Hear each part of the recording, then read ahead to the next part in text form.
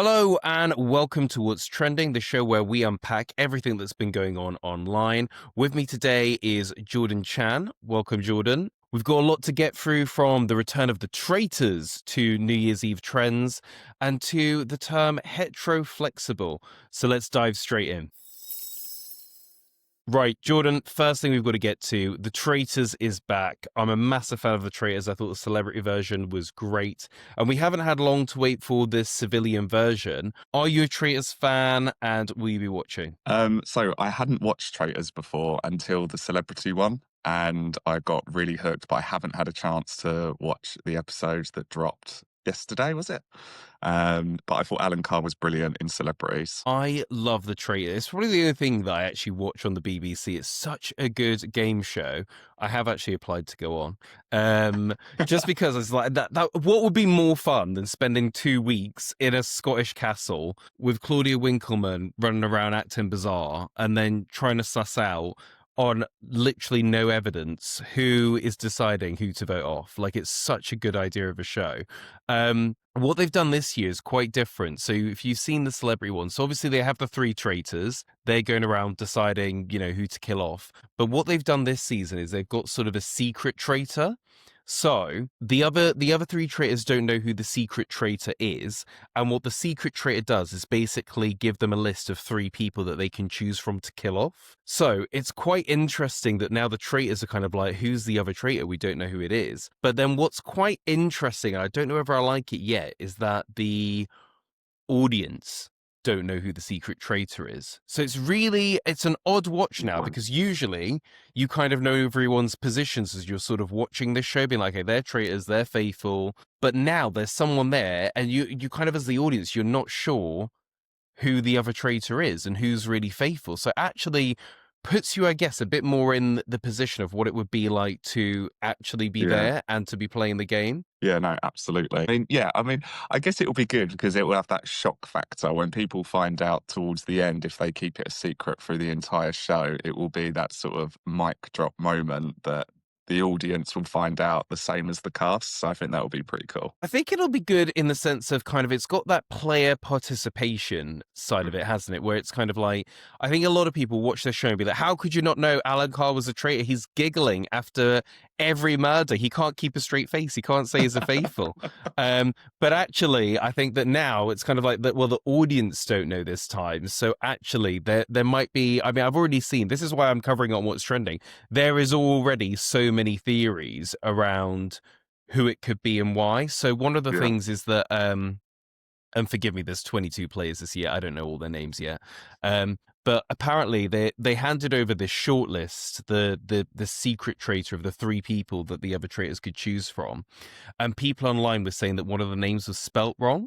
So they're kind of saying, let's wait until the round table. If they write down that name and they've got the wrong spelling too, then maybe that's a tell. Yeah, that's Also, a their good one. handwriting was quite specific. So when they actually write anything on the chalkboard, if it's kind of in the same sort of handwriting, perhaps they would be the trick. So there's kind of already tells. I mean, obviously tells that the players wouldn't get, because they don't get to see the list of who to kill and things like that.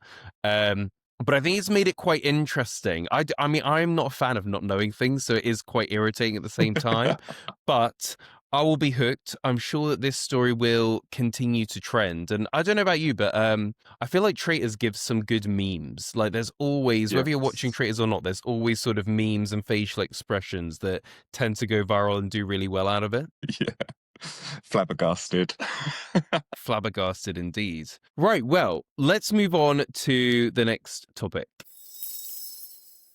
Right, so the next story that I saw trending is this Bolton nightclub, and they're doing this £10 under the table grapes New Year's Eve thing. So basically, you paid £10, you got 12 grapes, and the idea was that you're supposed to eat them when it turns midnight. Now, I'm a big fan of New Year's Eve. I didn't actually do much for it this year because I was working the next day.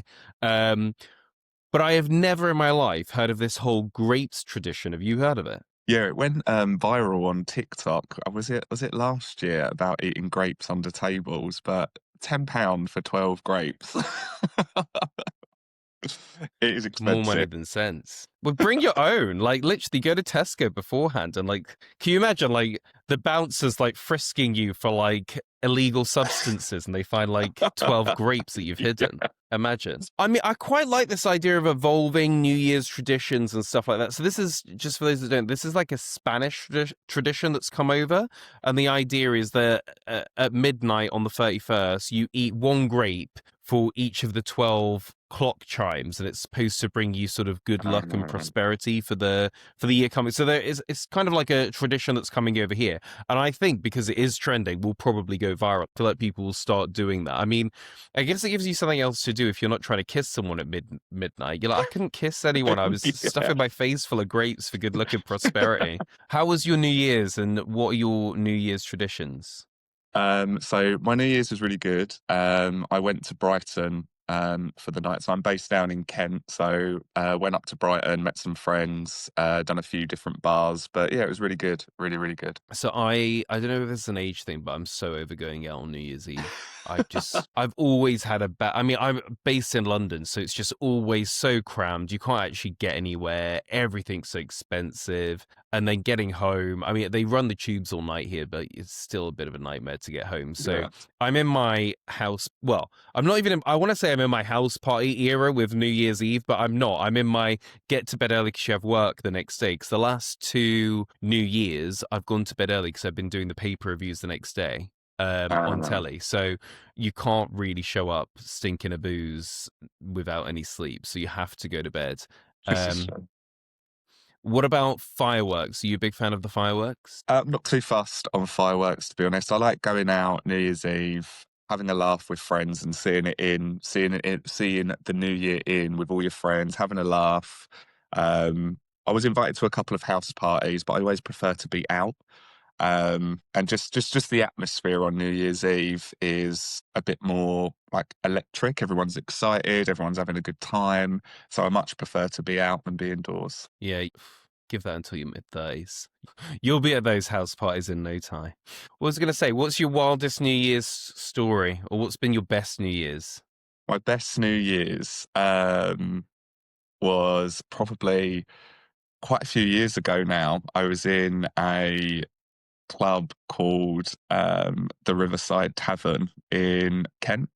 Hmm. Anyone that's from Kent will know the Riverside Tavern. It was like the iconic gay venue, and it was Disney themed. And there was a guy that came in that was dressed as Prince Charming, and he was interested. So I ended up basically pulling Prince Charming on New Year's Eve. Well done. Okay, So great. yeah, That's it's a really great good. New Year's.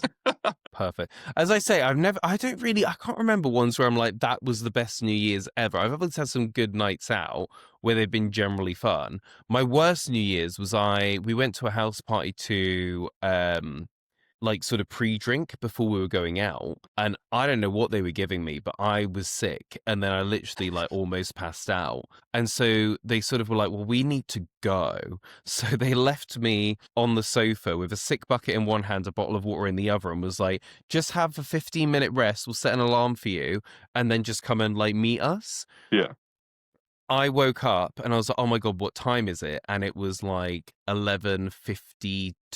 And I was like, oh my God, there's absolutely no time for me to get to this party. So I spent the New Year's moment on a balcony by myself, feeling sorry for myself. I then did salvage the night. I then did go out and meet them, and we had a good yeah, rest of the night. But I couldn't believe that that was, so see, it's why it gets dangerous to have too many, like, we're bouncing around different places on New Year's Eve. It's yeah. not the one. But yeah, so do you do any traditions? Do you do any like writing of like a past year review or goals for the year or anything like that? No, not really. I mean, I set New Year's resolutions. So this year for New Year's is to try and give up vaping. I gave up smoking last year and then Yeah. moved on to vaping. So I'm going to try and do that. And I'd really like to try and do a high rocks this year as Ooh, well. Um, so we'll see. We'll see. nice. Right, let's move on to the next story.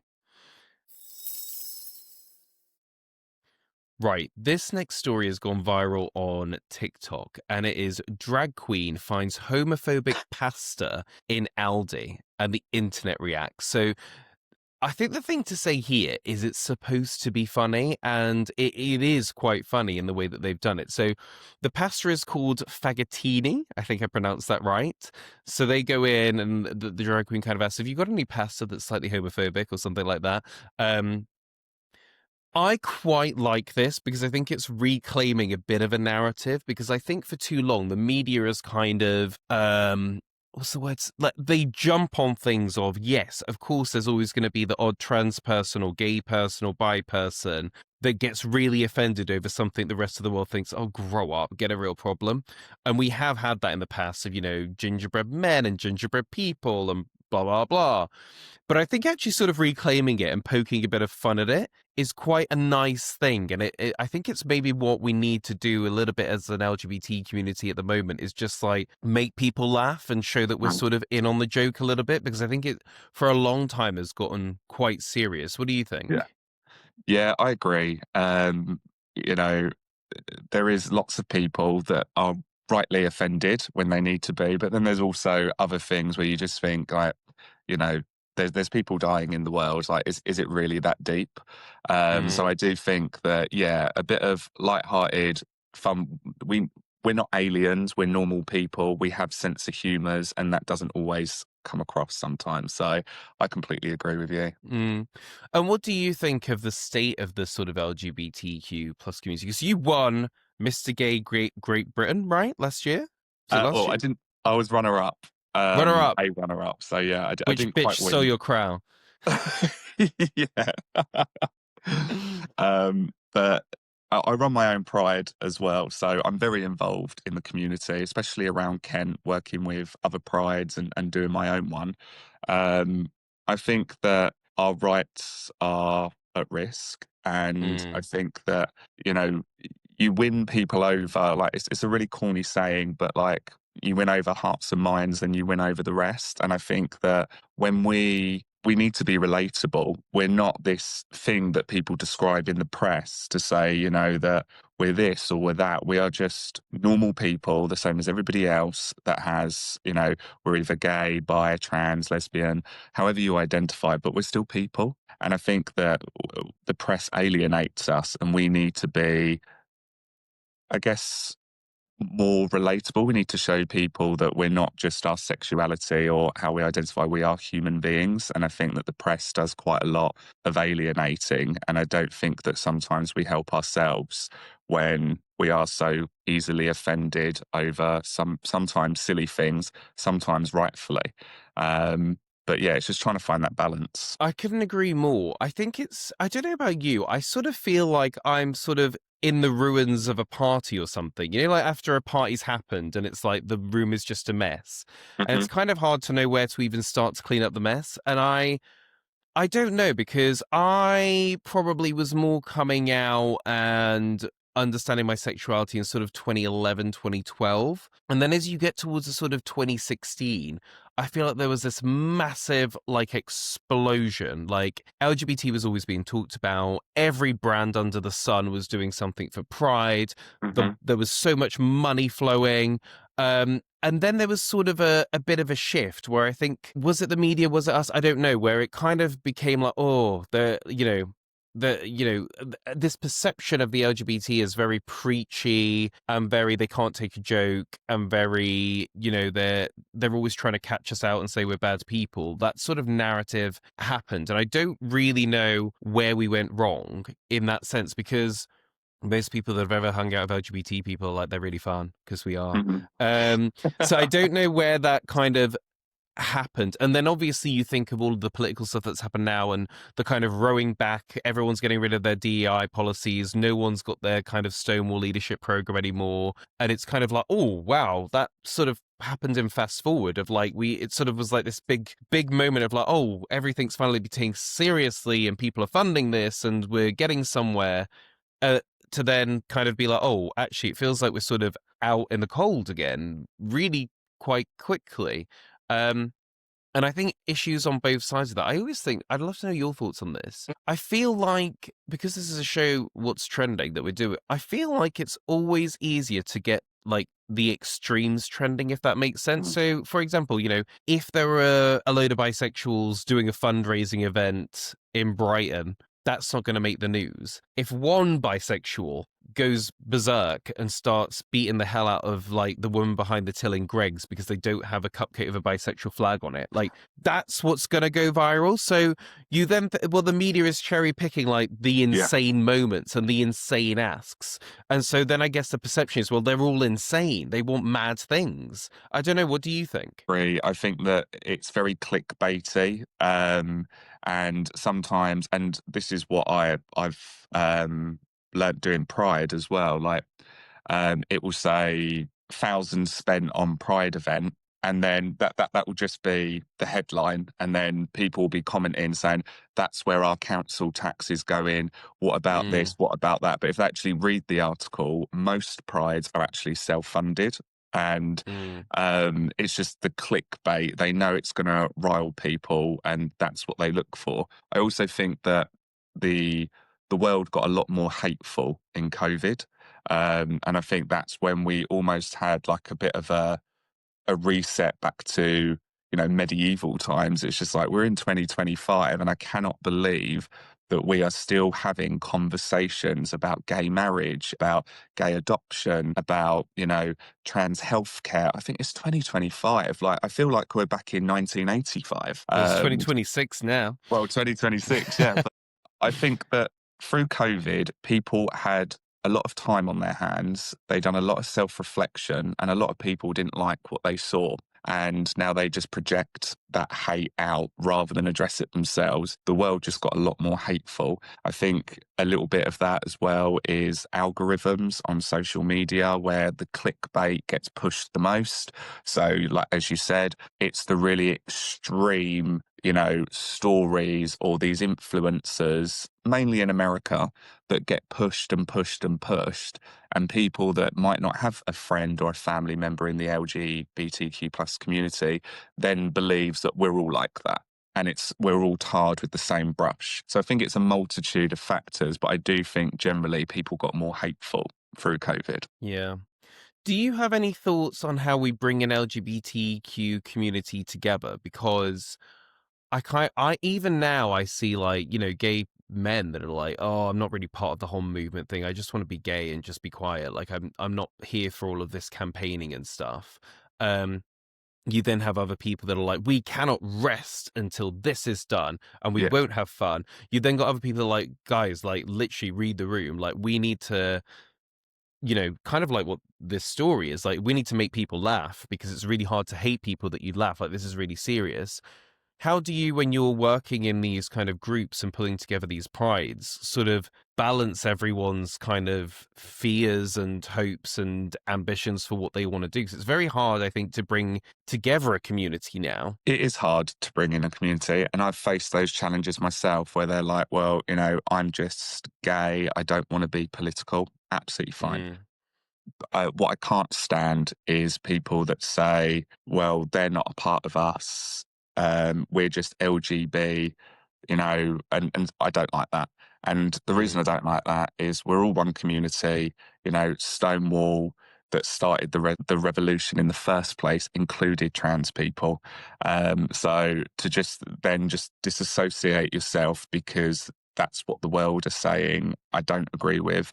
I think that we do need to stick together, and not everybody needs to be political. That's absolutely fine. Not everybody has to get involved. That's absolutely fine. But what I do think that what we should do as a community is respect each other, and I think that doesn't happen enough. And the person that's like, well, I just want to be gay, I can't be asked with all of that stuff. Well, that's fair enough. You don't need to be, but you shouldn't then speak out or go against or undermine the people that do, because you are still a gay man. You are, whether you like it or not, you are in the LGBTQ plus community, and whatever that person's doing politically will benefit you. So, people don't need to get involved necessarily, but I do think they need to show a mutual respect and not speak out or undermine the community that they're part of as well, just for, I call them Mm. pick-me gays. I just, I'm not like them. I'm masculine presenting. You know, I go down the pub with all my, you know, straight mates, and you know, I'm not like those other gays. Like, grow up, stop being a pick-me, and just support. Do you know what I mean? Well, I think life has come at them fast for those kind of gay men, where it's like, look, you might have thought that the battle was over there with the trans people and it just didn't really affect you, but look at how things have turned. I feel like using gay as a derogatory term now and other words associated with it is like coming back. I'm hearing that a bit more than I had before. I'm like, what? But also, you know, as you said, like in America especially, they're talking about, well, do we really need this gay marriage stuff? So it's like, well, it's already it's coming back to affect you where you live, whether you like it or not. So it's Mhm. I don't think there's too much of saying, well, it's just it doesn't affect me anymore. I'm sorted. So it'll be really interesting. How do you?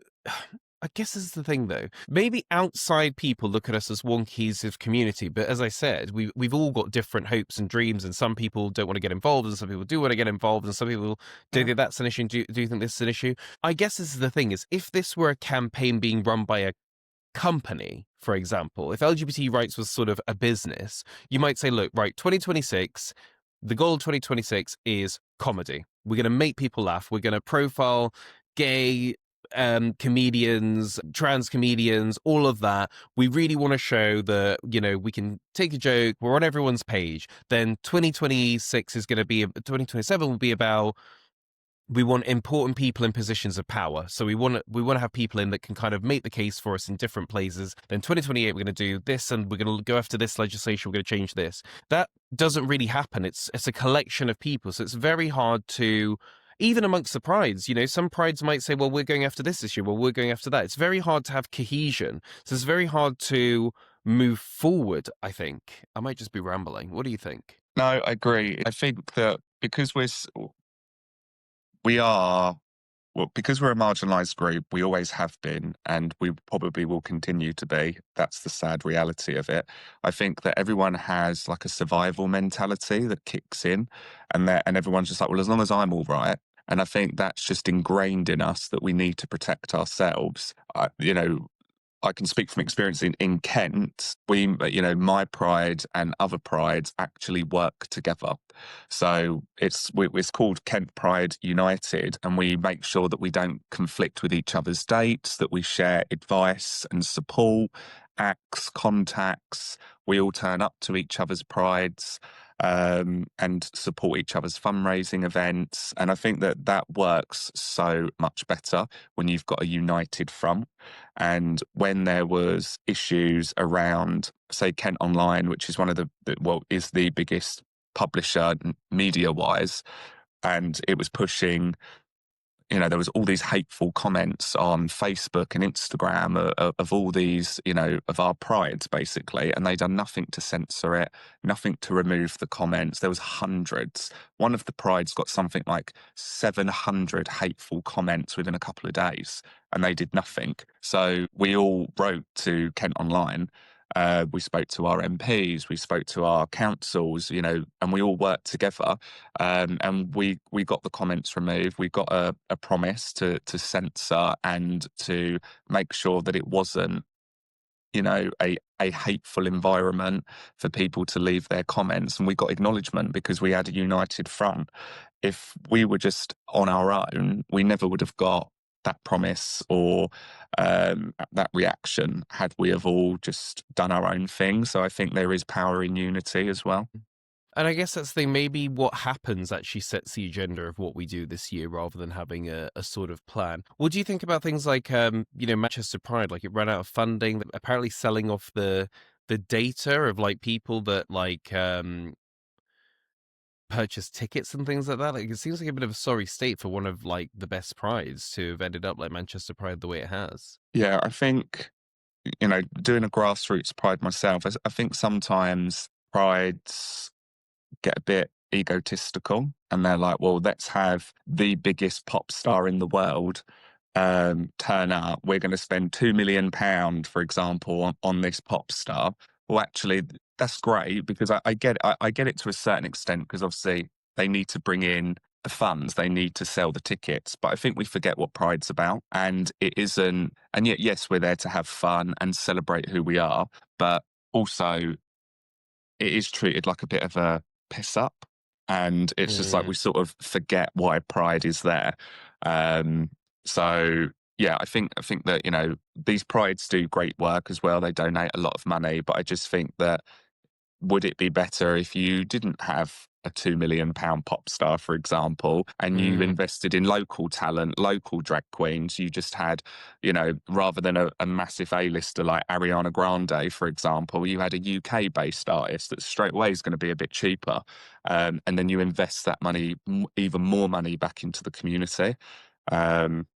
But yeah. That's always been one of my things of like the amount of money that was spent on those bigger prides and getting the talent and doing all these floats. And I'm like, do you understand how underfunded bisexuality is? Like, if we could have even just had like a fifth of the money being spent here to commission some research or do an awareness campaign, we could have actually changed the lives of bisexual people. But instead, we've got this float and this pop star. I don't know.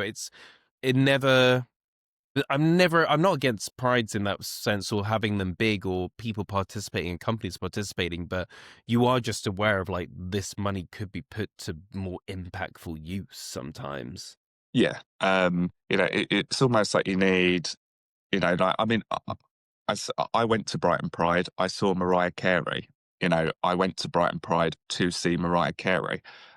So I get why they do that, because they need they need to pay for everything, and they need an act that's going to bring in the ticket sale. So I do get it, and it's probably really hard to try and strike a balance in between.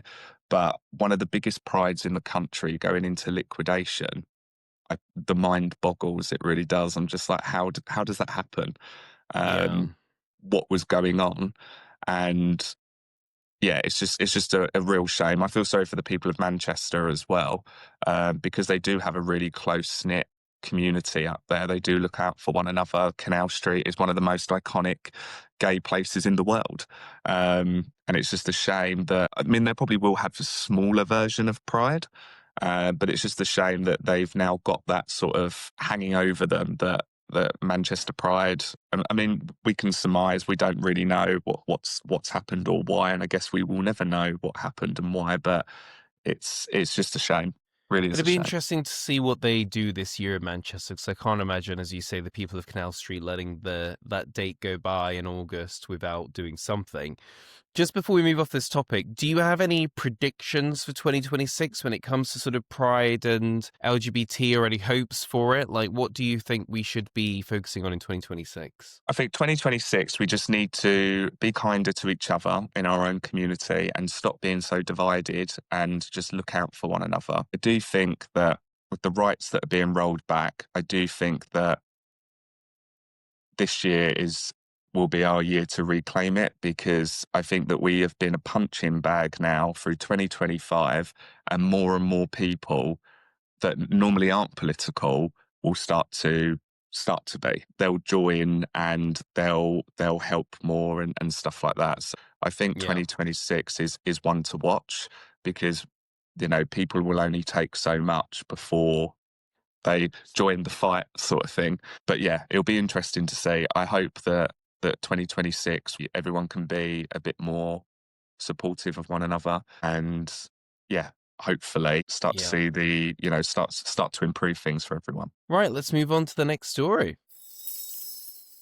Right, next story. A little bit lighter than the lives of LGBT people. Food trends. So I don't know about you. Do you get inspired much by what you see online when it comes to food? Do you ever see things and think, all right, I'm going to try and make that at home, or I want to go get that? The only thing that I look forward to is when the festive menu gets put on for Christmas for McDonald's, because I love the cheese melt dippers. Okay. So when Right, so McDonald's you've launch been a in your new element recently. Fine. yeah.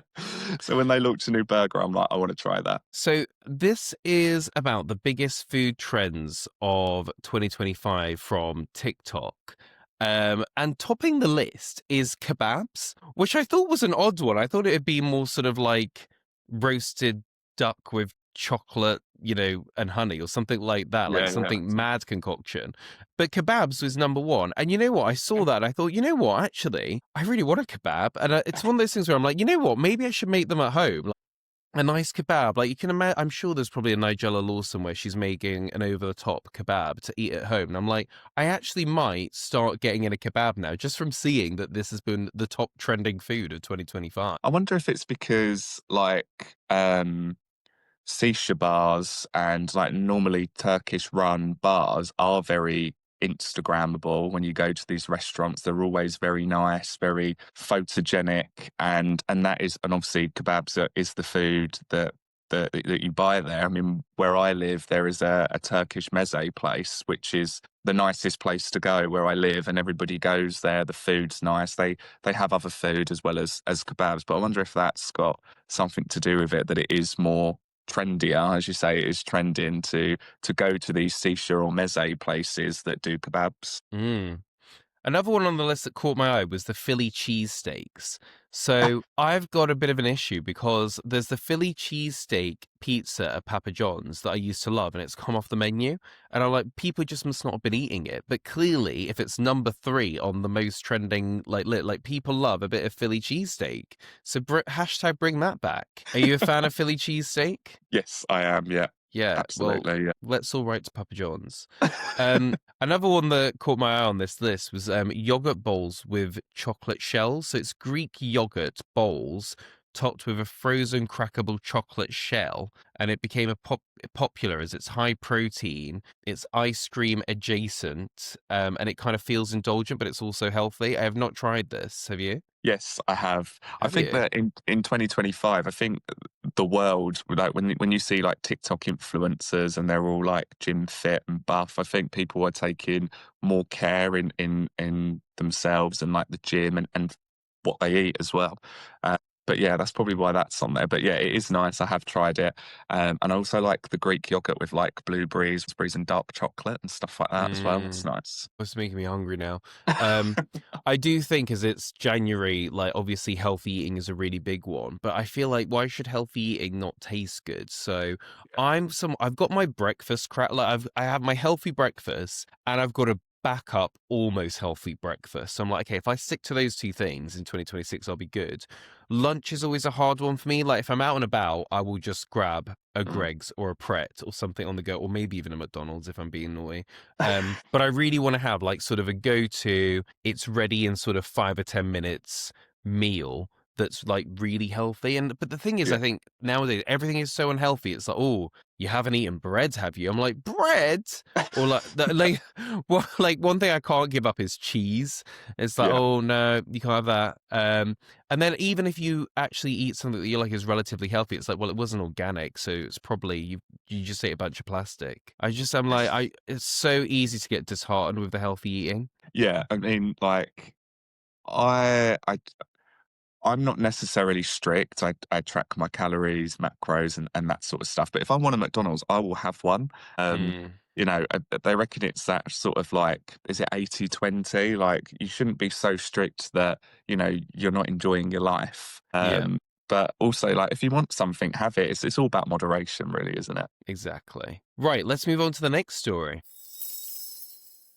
Right, this next story is about the term heteroflexible. Now, I came across this, I actually read an article, and the piece was like, a new term, heteroflexible. I'm like, new term? Where have you been? Wait until you find out about Bi-Curious. Yeah. This is all linked because there's this dating app called Field, and it's kind of aimed at people that are exploring non-monogamy. And so it's basically, it's not, I don't think it's just a sex app, but it's, it's people that are certainly looking to explore. And what they found is that those who identify as heteroflexible has risen nearly 200% this year. And obviously there's a lot of other research that we've had out this year, like the growth of bisexuality and more people identifying as bi. So obviously for me, there's a lot of the bisexual space. I'm like, oh, finally everyone's coming to the party. But what about you? Do you meet a lot of people that would describe themselves as heteroflexible? No, I've never heard anyone say that they're hetero-flexible. I mean, maybe I'm just old and old-fashioned, but I just thought that that was bi-curious, to be fair. Maybe I'm just not. Well, you know what Like, I think it is? I think there's so many terms to sort of describe the same thing with this, which is basically I'm mainly straight, I'm open or have dipped my toe into same sex experiences, but I'm not ready to put a finite label on it yet, which is totally fine. I'm just exploring, which I don't really have a problem with. I think as well, it's quite interesting for there to be a bit of a growth in men doing this, because I think on the male side, it's always been a lot harder to sort of say, I'm open to same sex experiences. I think that there's a big stigma in the world around if you're a man and you've kissed another man, or God forbid, did anything in the bedroom with him, you're gay. There's absolutely no other possible explanation. That's it, and you'll be defined by this forever. And I think that scares a lot of men off because it feels very final. And also, and I've talked about this a lot in some of the work I do, the amount of women that say they would not date a man who is bisexual or a straight man who has even had a gay experience, which to me is like, that's wild though. This is why so many people hide it. So, whilst I was a bit flabbergasted about people not ever hearing the word heteroflexible again, I'm like, but if this is a sign of things actually changing in that, like, use whatever word you want. yeah, I guess I'm the opposite of that. So I know lots of females that actually prefer bisexual men, and that they would actually seek out bisexual men, because the way that they identify it is that they get the best of both worlds. The toxic masculinity isn't there. They said that they're kinder, they're respectful, and they just love bisexual men. So I don't think I've ever come across. Where are these women and where were they when I was single? Are you joking? But yeah, it's like the complete opposite. So I would be quite taken. I always find it very strange that women would think like that, but also like because I've never come across it. When you've just said that to me, I was just like, oh, people say that. Every girl, woman that I've spoken to, have been the complete opposite. If I've been out and they're like, Interesting. "Oh, are you single?" I'm like, "Oh, I'm gay," and they're like, "Oh, it's a shame you're not bi. I love bi men." Interesting. Oh my God. Well, I clearly am like 10 years too late, aren't I? I settled down too early. Um, what ages is this? Because is this a younger generation of changing attitudes thing? Like, what are the sort of ages of these women? No, this is a very mixed age group. Like this could be like early 20s to even women in their 40s and 50s. Um, Really? yeah, yeah, really, Maybe yeah. you're just in really progressive circles, because the main thing that like people write into my advice column about is like there are examples where like there'll be a guy that said like, I've decided I'm not willing to date anyone that's got an issue with bisexuality, so I've put that I'm bisexual on my Tinder now. It's in the bio, people see it, and I haven't had one girl swipe on me yet. Like, and I used to get 5 a month or something like that. So I don't know. It's definitely something that people report to me being there. So it's interesting that you've got that experience where you're like, what, who would do that? So either you're in progressive circles or there's something going on in the culture that I'm not putting my finger on. Well, I think as well, it it might be that it's not necessarily that they don't want to, or they might not, that bisexual men might not be their type. Maybe it's the fact that maybe they would feel judged as well if they were with someone that was bisexual. With they could Mm, come from a family that's quite, you know, reserved and religious, for example.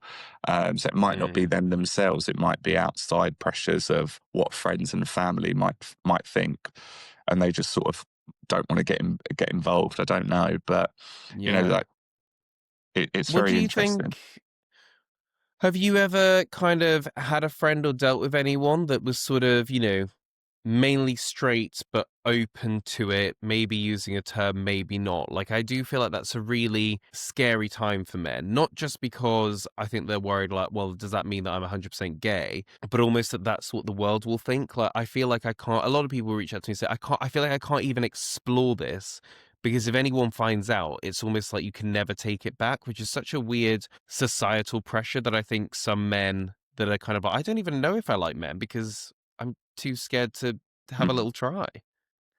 I mean, I know a couple of guys that sleep with men all the time and Mm, are quite open about it, but say they're straight. And right. I'm like, but do you know what? I just think you're not hurting anyone. Like, you're consulting adult, identify it as you like. But I think that, people don't like labels, which I do get, but I think people want labels because they like to know where they stand. So, for Mm, example, if this guy is saying that he's straight, would he ever have a boyfriend in the future? And gay men that might, or bi men that might fancy him and might be interested in him, just want to know where they would stand with that. So I think that's why some people like labels and people don't want to label themselves because they don't like the pressure of defining themselves as anything in particular. So I sort of see both. mm. Yeah, I find that quite interesting as well, to be honest. Cool. Well, it'll be an interesting one. Let's see. The numbers of LGBT people might just continue to rise. Let's move on to the next story. Right. So the next story is about veganuary. So I wanted to include this because it's obviously it's January now. And basically, veganuary, we all sort of know about it. It's the idea of giving up meat for January, or trying to be full vegan for January. I think people kind of choose which route they want to go down. Um, but basically, there's someone that worked there for I think 6 or 7 years, has now sort of come out, and she's gone to a company that actually advocates eating meat, but advocates being ethical. And her basic argument is that, look, we've been trying to do this for years. Like, it doesn't really matter. Like, even if you get a couple of hundred or a couple of thousand people to go meat free for 1 month of the year, it's not really changing anything. So she's got this new company now that's kind of saying, fine, eat meat, but just donate some money each month to help improve animal welfare, improve these conditions, and that actually the animals will be better off if more people actually just say, you know what, as part of my January thing, I'm going to start donating money to help animal welfare, rather than, oh, I did my bit, I went meat free for a month. Have you ever tried veganuary? Have you ever gone meat through? No, No. and I like my meat. I eat a lot of meat.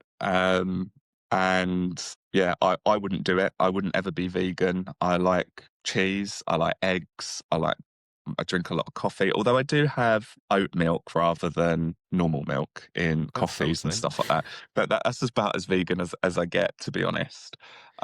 Do you ever I feel do. bad about the animals though? Because I'm sort of like, I do eat meat, but I do feel bad about it. And it's kind of one of those things that just through everyday life, you're like, oh, well, I'm just eating and I'm just doing this and I'm running around. I don't have a lot of time to think about it. But when I really do think about it, I do feel bad about the meat eating.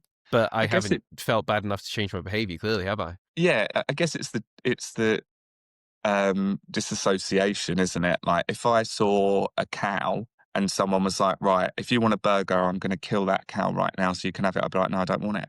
Mm, Don't kill that cow. Um, but but when you're ordering at a restaurant, you don't think of it. You don't think of where that's come from. Um, I think, if there was enough substitutes for the stuff that I eat, then that was the same price, because a lot of this stuff as well, vegan foods and meat-free food sometimes can be more expensive. But if mm, it tastes the same, like sometimes the texture, because I've tried, like, for example, when I go to Greg's, I will get a vegan sausage roll, not because it's a vegan sausage roll, but because I think it tastes better. So right. I would always buy that one. So if there is an affordable alternative that tastes the same or even better, then yeah, I would eat that. But 9 times out of 10, that's not the case. So, Yeah. but This yeah, whole conversation has made me so hungry now. yeah, Right, same. let's move on to the next one. Right. The final story we'll be discussing today is Stranger Things, because I gotta be honest, I don't watch Stranger Things, but the reason it's made this show is because it's clearly been trending, and especially this scene, which is basically a character coming out, and it goes incredibly well. But the scene is set in the 80s, and I actually saw people sort of recreating the scene as like, if this has actually happened in the 80s, this is what would have happened. So there's actually been a lot of AI getting involved in this, of people like recreating the scene to be more realistic. What was your take on it when you saw it? I think that it was really important because I think Stranger Things is one of the biggest TV shows on the planet at the moment. Yeah, it's like Game of Thrones level, if not bigger. And I think that, having a LGBT character and displaying an LGBT character and portraying one in front of an audience that would never normally watch something like that because it is Stranger Things, I think is great, good representation. And there is also a huge different age demographic that watches Stranger Things. But also when they say it's not happened, this would never happen in the 80s, we're also watching a program with people with powers. So I'm just like, Mm, if we're going to be realistic, then Stranger Things wouldn't exist. So, there's not, they're called Gordons in that they don't exist. mm, So it's not that deep. It's just nice to have a story. So I'm just a bit like, wow, like you're all getting confused and caught up with the time period, but you do realize there aren't people running around with superpowers as well. So I think that, mm. do you know what I mean? I'm just a It's bit so, like, well, okay. it's an interesting one because I think how media handles the LGBT stuff is important. Like I always say, I think bisexuals have had a much better time if Sex and the City would have handled bisexual men correctly. But because it didn't and it created more stigma, I think a lot of people held that with them. It was just like, oh well, that Bible, Sex and the City that I used to navigate life said this, so that must be it, and has never really challenged their thinking again. But I think you're right that we need LGBT characters and stories in just regular shows that aren't sort of mainly focused at that. That's Mhm. the only real way you're going to get people that aren't involved to kind of see what it's really like.